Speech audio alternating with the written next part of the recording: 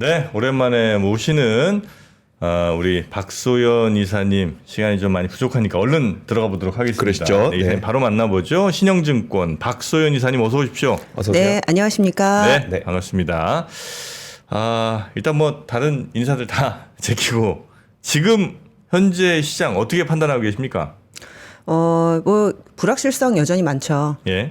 사실 뭐 안 좋은 뉴스도 뭐 국내, 국외 굉장히 많고요. 네. 그리고 이제 다음 주 지금 출범을 하는 트럼프 2기 행정부 여기에서 이제 보편 관세 지금 시행한다라는 얘기가 많이 나오면서 지금 뭐 이게 끝이 아닐 수 있다. 뭐 이런 얘기들 많은데 상당히 좀 흥미로운 부분은 외국인 투자자들이 지금 뭐 올해 들어서 좀 사기도 하고 팔기도 하고 왔다 갔다 하는 모습을 보이는데 네. 제가 작년까지 집계를 한번 해봤어요.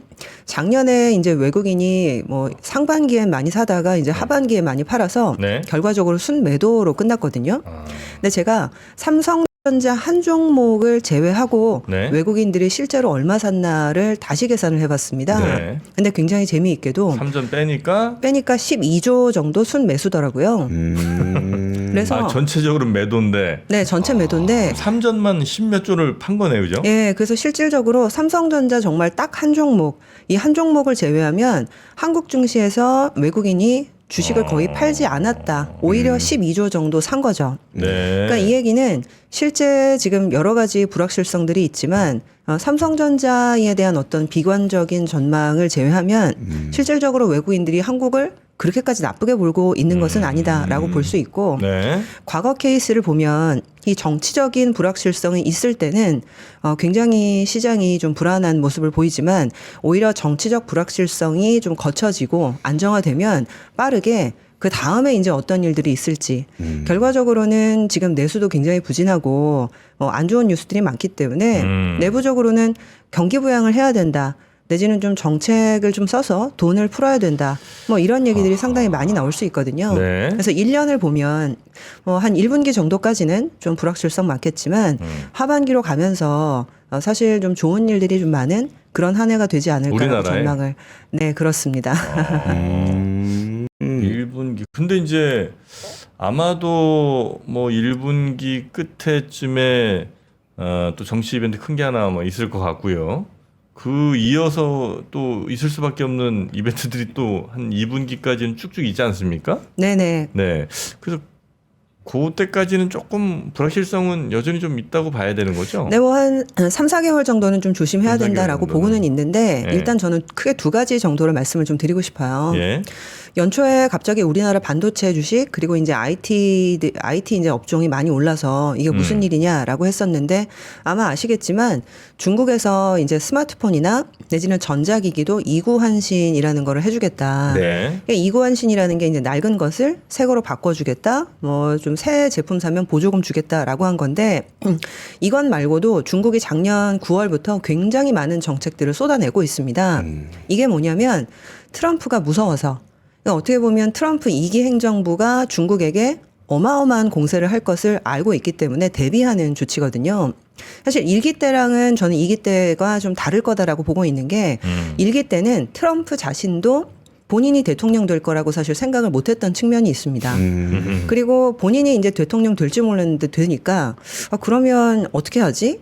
시킬 사람이 필요한데 사실 시킬 사람도 없었거든요. 네. 근데 이번 2기 행정부는 2년 전부터 다시 트럼프가 컴백할 수 있다라는 거를 본인도 알고 다른 사람도 알고 있는 상황이었고 그러다 보니까 이게 본인도 준비를 철저히 하고 올라왔겠지만 중국도 벌써 한 작년 9월 10월부터는 대비해야 되겠다는 생각을 하면서 저는 그런 말씀 많이 드리거든요. 누가 이렇게 때리려고 하면 솜잠바를 하나 입으면 좀 덜 아프잖아요. 네. 근데 이제 중국 입장에서는 솜잠바를 2개 입고 3개 입고 4개 입어가지고 때려도 느낌도 안 올 정도로 정말 단단하게 대비를 하고 있는 겁니다.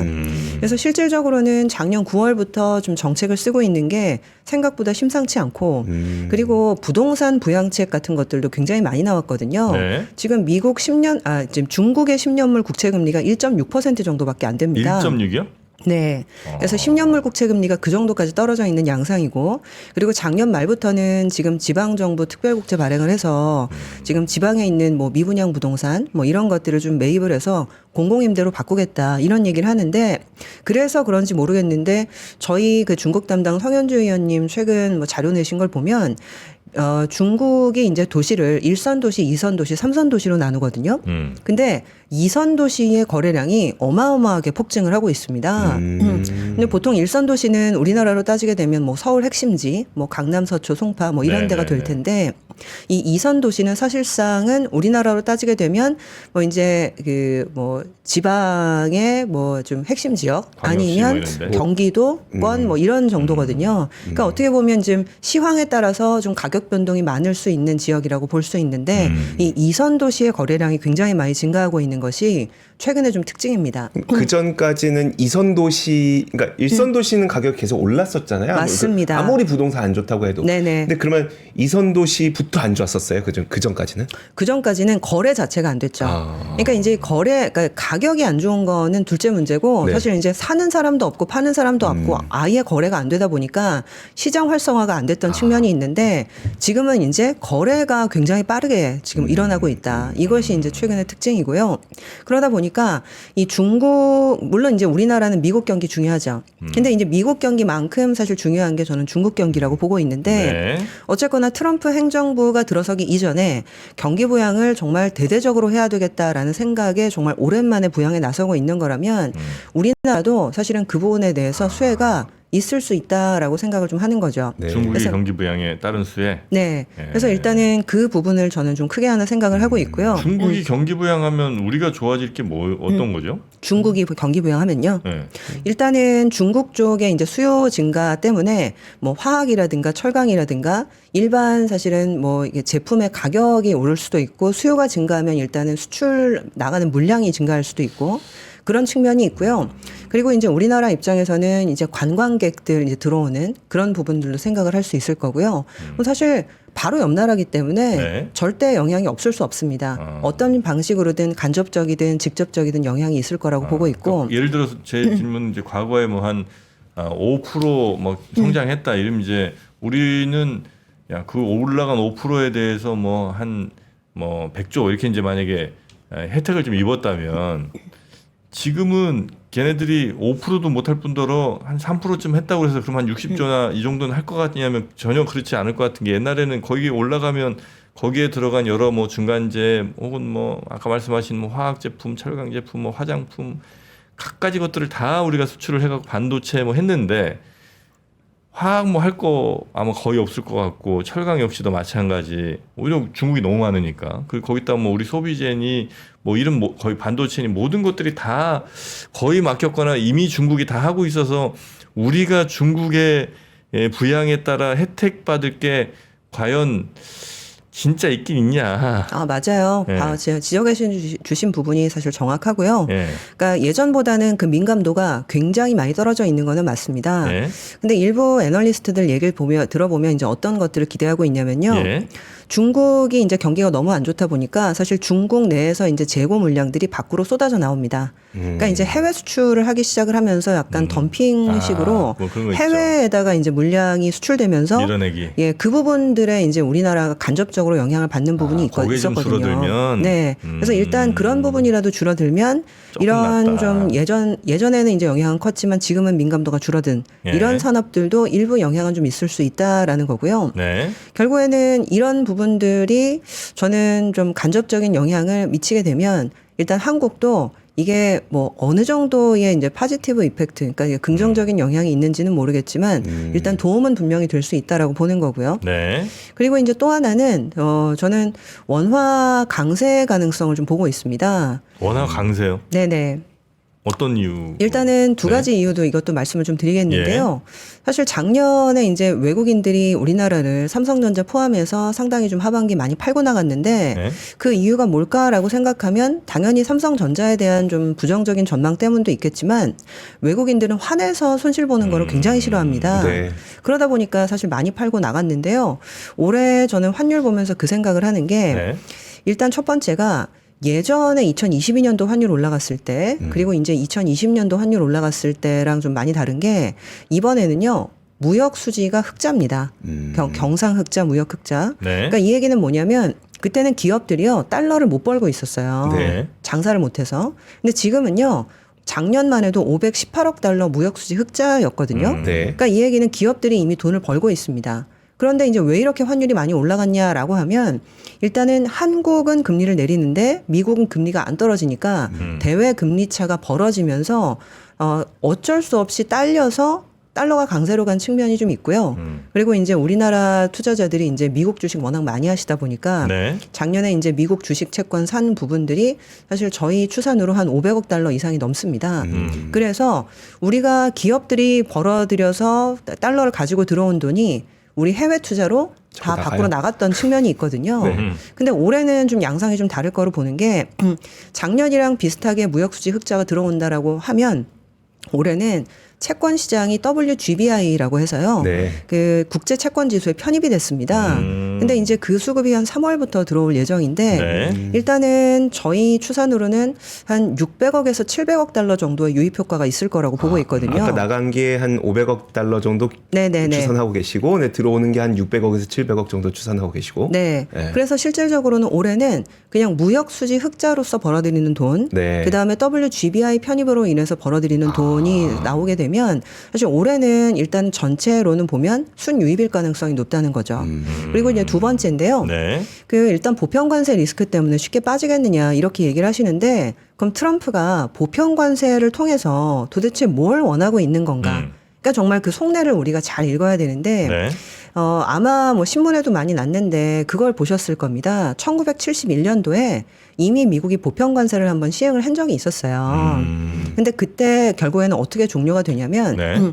그 당시 이제 그 금태환을 이제 폐지하면서 보편 관세도 같이 10%를 부과하면서 동맹국들 그러니까 이제 동맹국들이라고 하기보다 이제 무역 상대국한테 얘기를 합니다.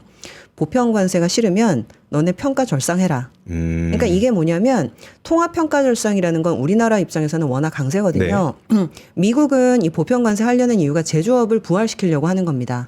그러면 미국에서 생산된 생산품의 가격 경쟁력을 높여야 되는데 네. 상대국의 가격이 싸면 수출을 할 수가 없거든요. 그러니까 이제 상대국의 제품 가격은 높이고 비싸게. 내 가격은 낮추고 네. 결국에는 이래서 달러는 약세로 가고 상대국의 통화는 절상을 하는 그게 어떻게 보면 이 보편 관세의 저는 목적이라고 생각하는데 그 당시 그래서 마르크화 그다음에 프랑스 프랑화 그다음에 이제 이탈리아 리라화 그다음에 일본 엔화 약간씩 비율은 틀리긴 했는데 평균적으로 한 15% 정도의 평가 절상을 하겠다라고 얘기하고 보편 관세가 취하가 됐습니다. 네.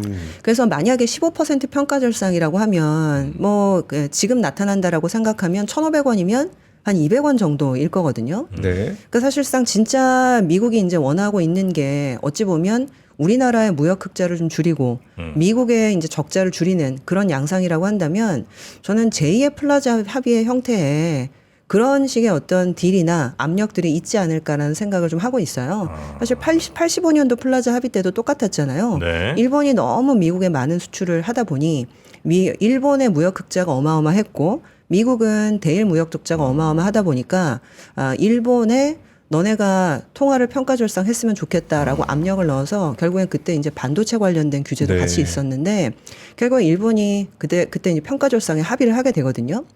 그래서 이번에 사실 보편 관세 우리들이 다들 걱정을 하는데 이 보편 관세를 통해서 미국이 달성하고 싶은 게 뭔가를 정확하게 파악을 할 필요가 저는 있을 것 같아요. 네. 근데 이사님 그 보편 관세를 통해서 그 만약에 정말 워낙 강세를 유도하고 싶은 거다. 그 만약에 그런다고 하더라도 결국은 우리나라 제품의 수출 경쟁력이 떨어지는 건 매한 가지인 거잖아요. 네네. 그러면 이제 우리나라 수출 경쟁력이 떨어짐으로 인해서 원화 가치가 올라가긴 하지만 주가가 진짜 올라갈 수 있는 거예요, 이게?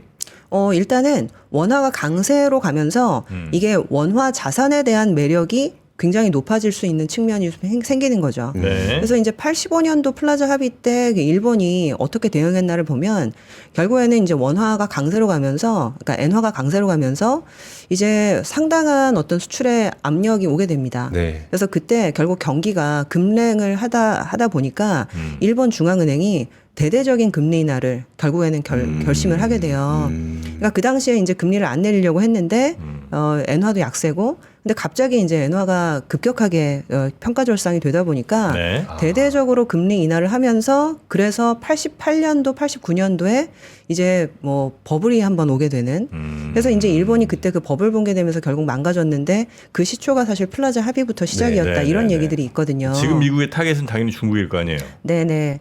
그래서 사실 저는 그때 시나리오가 이번에 뭐 똑같이 반복된다라고 생각은 하지는 않지만 지금 현재 상태로 달러가 강세로 갔을 때 트럼프는 비즈니스맨이잖아요. 네. 비즈니스해서 내 상품을 팔아야 되는데 달러 강세면 이게 과연 유리한 건가? 아마 이 생각을 저는 하고 있을 것 같습니다. 그래서 진짜 이 사람이 원하는 게 뭘까 생각을 해보면 네. 결국 보편관세는 부메랑이거든요. 미국의 제품이 보편관세 10% 하면 10% 수입하는 제품이 다 올라갈 거고 네. 그럼 물가 올라가면 미국 경기도 빠그라질 건데 그렇죠. 그거를 사실은 트럼프가 모를까?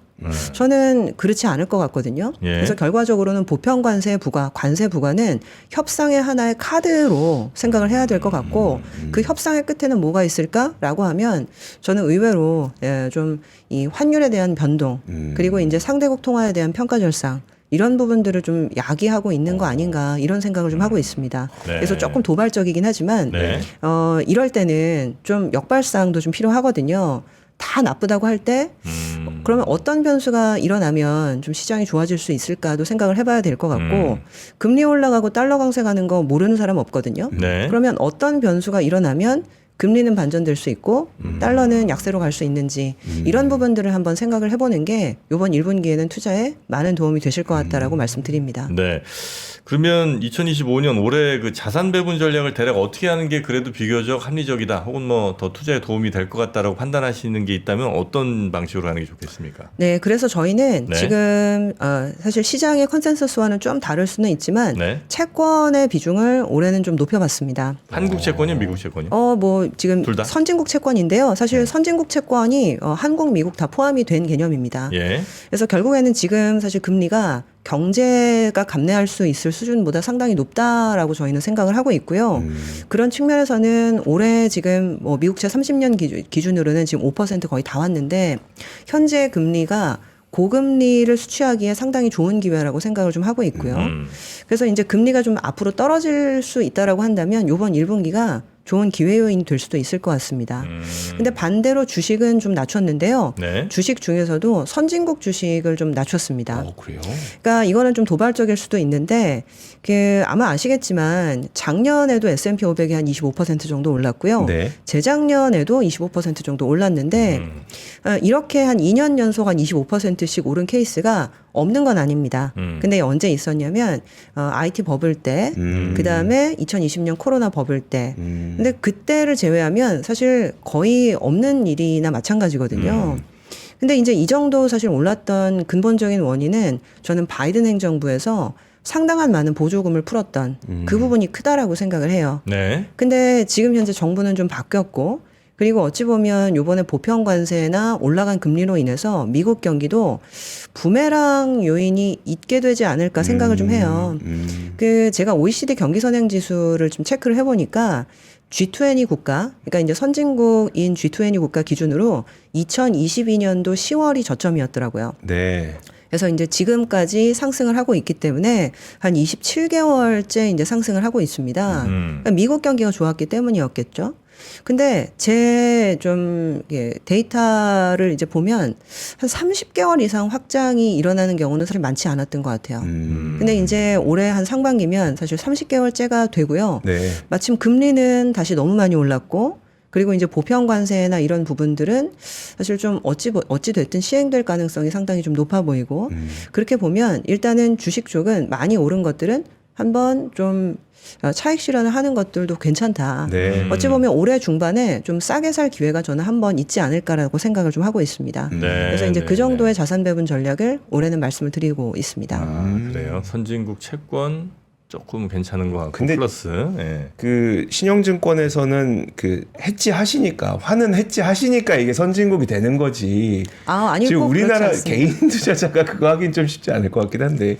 네, 뭐 저희는 사실 해지 하시는 고객도 있고요, 안 네. 하시는 고객도 있는데 근데 이게 달러는 사실은 달러로 그냥 가져가시는 경우도 좀 그렇긴 있기 때문에 네네. 네, 이제 그러네요. 그런 측면에서 네. 이제 바라봐 주시면 좋겠습니다. 사실 이게 환율이 오른다고 이게 뭐 1년 만에 갑자기 원화로 갔다가 뭐 다시 달러로 갔다가 이거는 그렇게 바람직하지는 않은 것 그렇죠. 같아요. 네. 항시 보면 달러도 어느 정도는 갖고 있고 원화도 어느 정도 갖고 있고 이런 것이 이제 자산 배분의 기본이기 때문에 네, 근데 일단은 올해 좀 대략적인 방향성은 말씀을 네. 드려야 되기 때문에 지금 환율 수준은 대략 요 정도에서 크게 더 위로 갈 가능성은 많지 않다고 보시는 거죠? 일시적으로 튈 수는 있지만 네. 저희 이제 채권 팀에서 같이 환율도 보고 있는데 일시적인 관점에서 1,500원 정도로 상회할 수는 있지만 일단은 연중 내지는 연말로 갈수록 떨어지는 그림으로 말씀을 드리고 얼마 정도 있습니다. 보세요? 1,300원. 일단은 1,400원 초반대까지는 1,400원 무난하게 떨어지고 초반대. 사실 그 아래 쪽도 가능하지 않을까라고 보고 있습니다.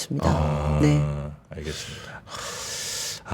좀 쉽지 않네요. 네. 그러나 말씀 들어보면 우리 워낙 또 우리 리서치 명가 아닙니까? 그럼요. 저는 네. 박수현 이사님의 이야기를 다른 방송에 나오는 것도 꼭 듣습니다. 이런 이야기 들으려고. 네. 하여튼 오늘 주신 말씀들 자산 배분 전략 그리고 지금 현재의 분위기에서 달라지는 중국의 지금 경기 부양책 거기에 따른 우리의 또 플러스 요인들 뭐 등등 한번 잘 고려해 보면서 투자 임하도록 하겠습니다.